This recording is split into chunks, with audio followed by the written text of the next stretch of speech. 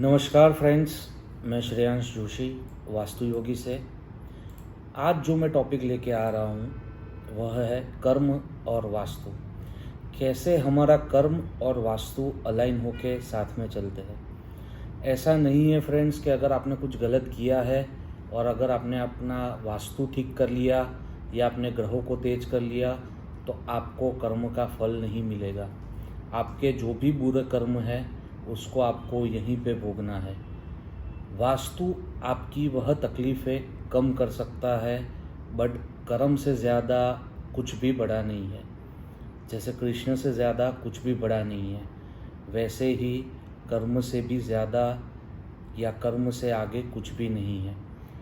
आपको अगर आपने कुछ गलत काम किए हैं या गलत कर्म किए हैं तो वो यहीं ही भोगने हैं। आपको कैरी फॉरवर्ड नहीं ले जाएगा।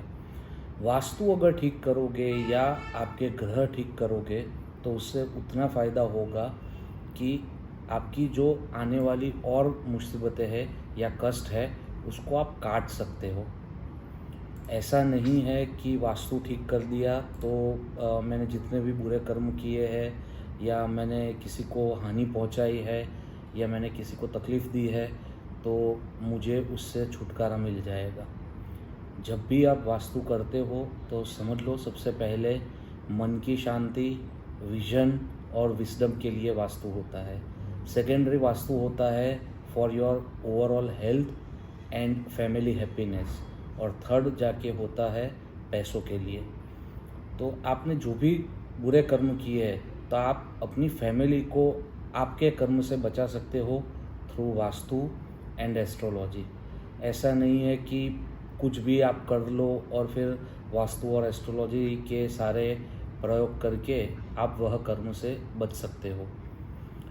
इसके साथ साथ फ्रेंड्स, मैं आपको ये भी बताना चाहता हूँ कि जैसे आप वास्तु करते हो, फॉर एग्ज़ाम्पल अगर किसी ने ऐसा काम किया है जिससे उसको जेल हो तो वह बंधन योग में तो आ ही जाएगा।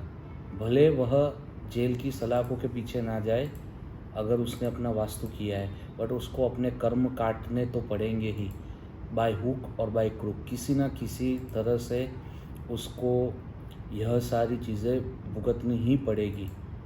बट इतना अच्छा होगा कि आपकी फैमिली को आप इन सब आपके जो बुरे कर्म है आप उससे बचा सकते हो। धन्यवाद।